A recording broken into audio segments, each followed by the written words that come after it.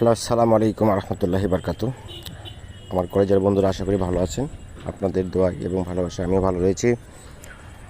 তো সিংহার গ্রামের মনসুর দাদার স্ত্রী মারা গিয়েছে। তো আমার দাদি হয়। তো উনি অত্যন্ত ভালো মানুষ ছিল।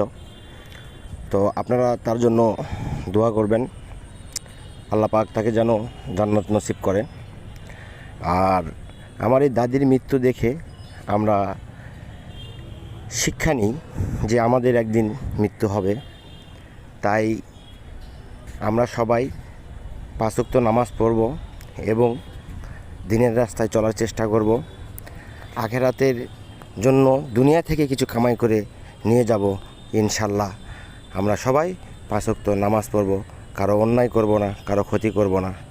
সবাই আমরা সৎ পথে চলার চেষ্টা করি আর 5 ওয়াক্ত নামাজ পড়ব।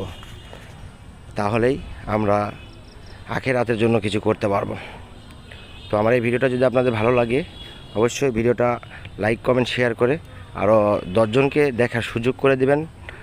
আপনাদের কাছে আমার অনুরোধ রইল, সবাই ভালো থাকবেন, সুস্থ থাকবেন। সালামু আলাইকুম রহমতুল্লাহি বারকাতুহু।